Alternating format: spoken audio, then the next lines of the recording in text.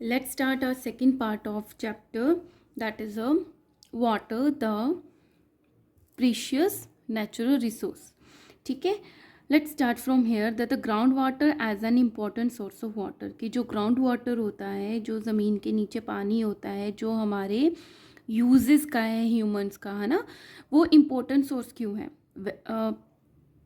When we dig a deep hole in the ground we find the moist soil. जब हम धरती में नीचे की तरफ खोदते हैं, तो थोड़ा सा खोदते हैं तो नीचे से हमें थोड़ी सी मॉइस्चर सॉइल दिखती है, फील होती है, जैसे कि तो थोड़ी सी सॉफ्ट है और थोड़ी गीली है.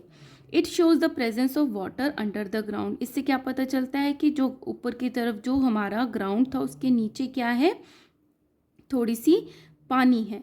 If we keep on digging, अगर हम उसको खोदते रहेंगे further deep inside, we will reach a level where all the spaces between the soil particles and gap between the rocks are filled with water. तो हमें क्या मिलेगा कि सॉइल पार्टिकल्स और जो रॉक्स है उनके बीच में जितनी भी स्पेस है वो सारी की सारी पानी से भरी हुई है. From where does this water come from? अब ये पानी आया कहाँ से? The rain water and the water from other sources such as rivers, lakes and pond seep through the soil and fill the empty spaces and crack below the ground. जैसे ऊपर की तरफ पानी होता है, नीचे से सीप कर करके छन छन के नीचे की तरफ आकर ये ग्राउंड वाटर इकट्ठा हो जाता है. द प्रोसेस ऑफ सीपिंग, इस तरीके से नीचे से रिस रिस के स्पेसिस के बीच में से नीचे आना, उसको बोलते seep. The process of seeping of water in to the ground is called the infiltration. उसको क्या बोलते हैं? फिल्टर होकर आ रहा है तो उस प्रोसेस को क्या बोल देंगे? Infiltration. After saturating the soil, rain water and water from other sources move downward. ऊपर की तरफ पानी भर के अब और नीचे चला जाता है and get collected above the impervious rocks. और कहाँ पे इकट्ठा हो जाता है? इम्परवियस रॉक्स के ऊपर. इम्परवियस होते हैं जिनसे जो पानी है वो और ज़्यादा फिल्टर होके नीचे नहीं जा सकता. वो इतने ज़्यादा हार्ड है, इतने ज़्यादा मतलब कंप्रेस्ड हैं, आपस में मिले हुए हैं कि पानी भी उसको क्रॉस करके नहीं जा सकता. तो उसके ऊपर ये सारा पानी जो होता है वो इकट्ठा हो जाता है. We know impervious rocks do not allow water to pass through them. तो उसके ऊपर ग्राउंड वाटर इकट्ठा हो जाता है. The reservoir of the water collected above the impervious rocks below the surface of earth is called the groundwater.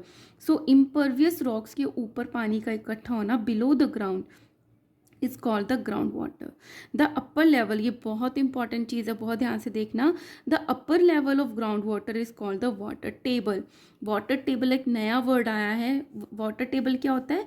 जैसे ये हमारा ग्राउंड वाटर है, इसका ऊपर का जो लेवल है कि कहाँ तक ये पानी कहाँ से स्टार्ट हो रहा है हमें मिलना, उसको बोलते हैं water table.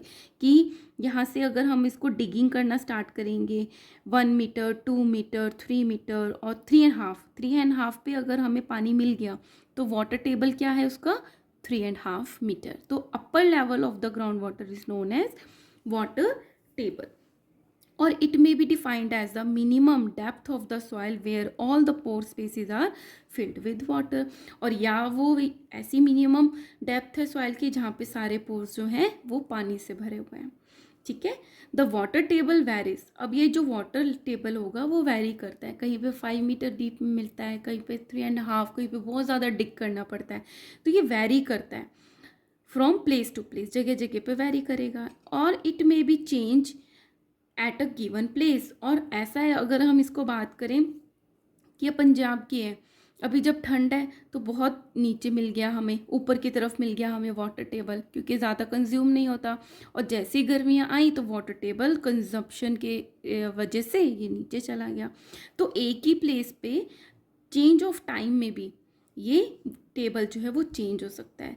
The water table may be at the depth of less than a meter और मे बी सेवरल मीटर. और वाटर टेबल की जो डेप्थ है वो 1 मीटर से कम और बहुत सारे मीटर से ज़्यादा भी हो सकती है. ठीक है. Below the surface of earth.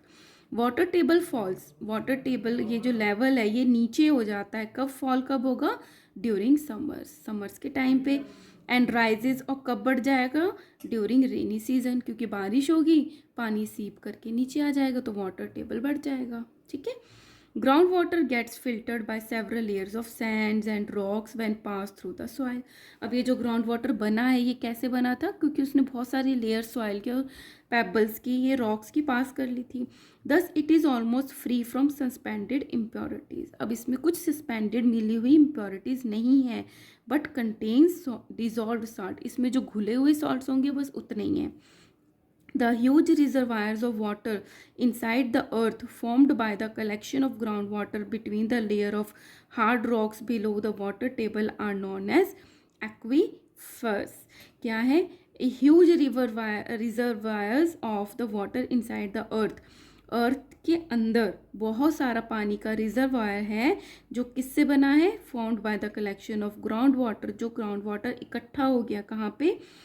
Between the layer of hard rock और वाटर, ये जो ग्राउंड वाटर है उसके बिटवीन द लेयर्स के बीच में, उसको बोलते हैं हम एक्विफर्स, क्योंकि वो और ज़्यादा फिल्टर होके आया हुआ है, ठीक है, और ये वाटर टेबल से नीचे की तरफ होता है। Traditionally the ground water has been utilize by digging wells. Traditionally पहले से ही क्या है हमारे, क्या चलता आ रहा है कि हम ऐसे वेल्स के थ्रू ग्राउंड वाटर को लेते हैं, और कब तक डिग करते रहते हैं वेल को? जब तक कि till it reaches the water table, जब तक कि ये वाटर लेवल जो है वो ऊपर तक हमें मिल नहीं जाता।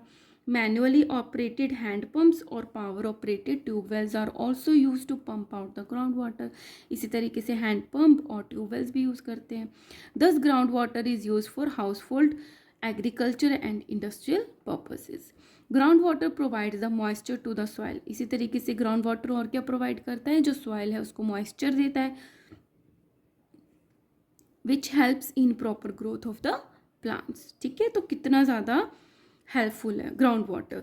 The water table rises. अब ये जो वाटर टेबल है ये कब बढ़ेगा? When there occur more rainfall and the more water seeps into the ground. Okay, if excessive amount of water is withdrawn from domestic. अगर हमने घर के कामों के लिए पानी तो ज़्यादा विड्रॉन कर लिया, ले लिया घर के काम के लिए, इरिगेशन, क्रॉप्स को देने के लिए, फसलों को देने के लिए, एंड इंडस्ट्रियल यूज़ और अपनी इंडस्ट्रीज़ के लिए, then the water table false.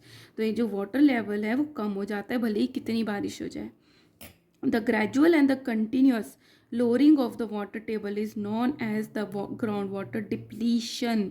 मतलब ग्राउंड वाटर का डिप्लीशन हो रहा है, धीरे धीरे धीरे धीरे जो वाटर टेबल है उसका लेवल कम होता जा रहा है, तो हम क्या बोलेंगे? Ground water depletion. It is also known as the depletion of water table. ठीक है, now come to the topic depletion of water table, कि पानी का जो वाटर टेबल का जो लेवल है वो कैसे डिप्लीट होता है, कम क्यों होता जाता है। The water which we draw take out from the ground for various purposes gets replenished naturally by the seeping of rain water.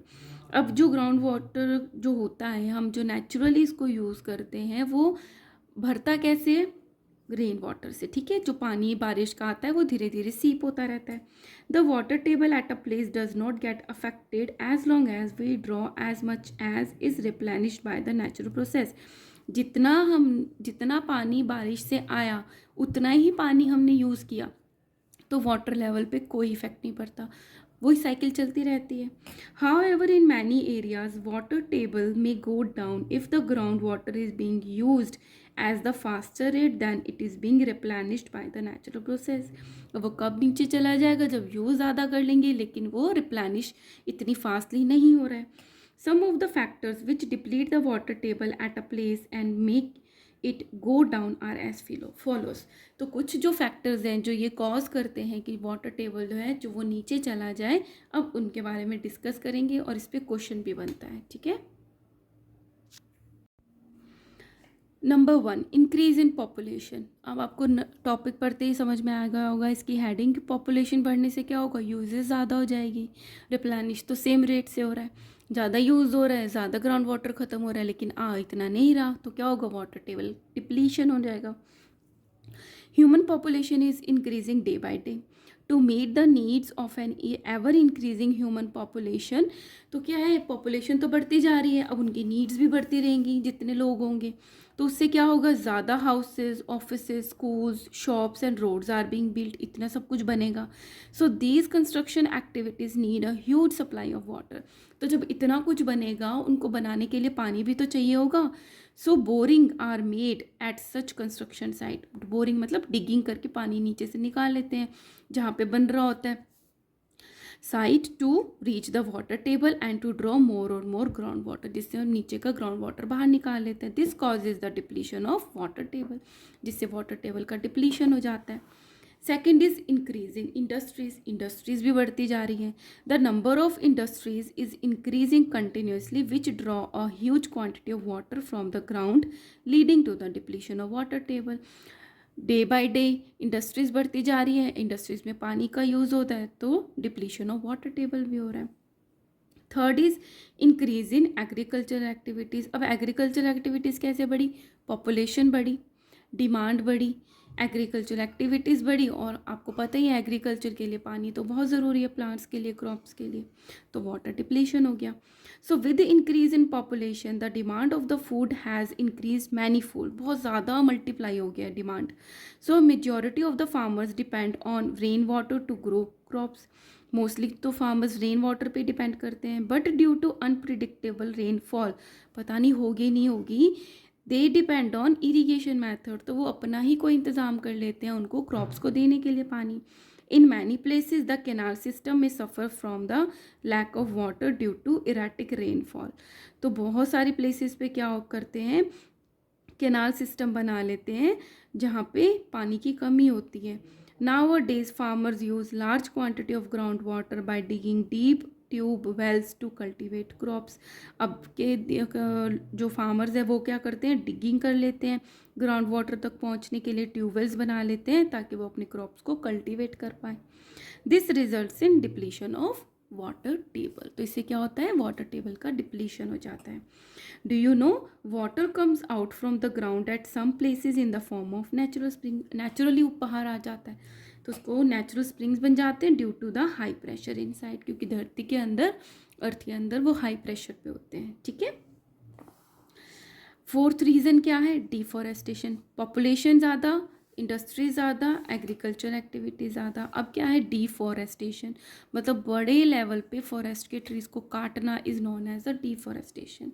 Cutting down a large number of trees at a place is called the deforestation. This leads to the failure of soil to hold moisture.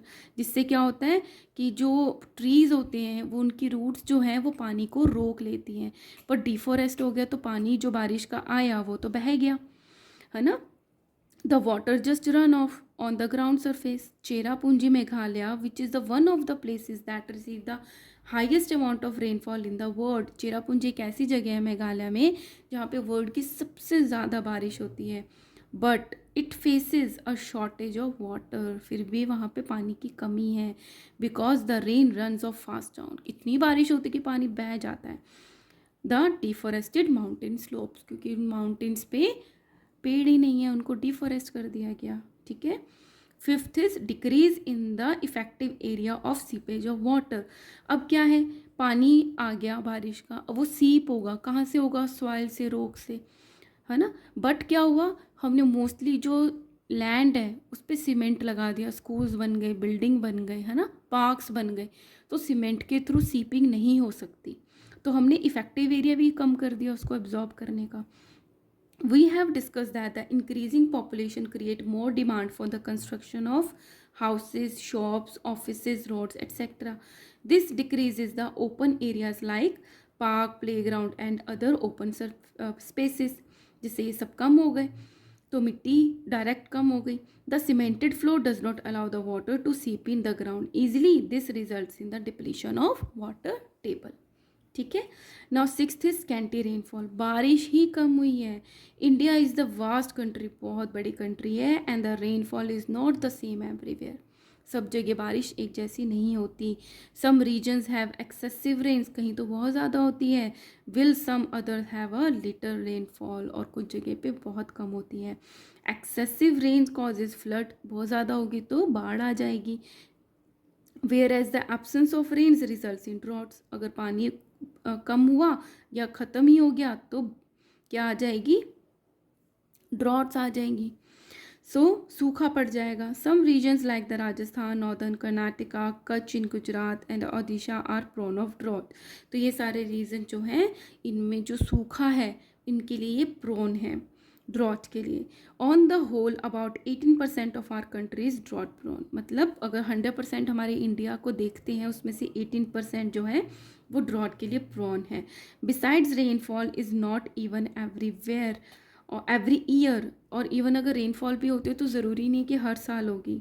Sometimes the rainfall is far less than the average rainfall, कभी जितनी होनी चाहिए उससे बहुत कम होती है।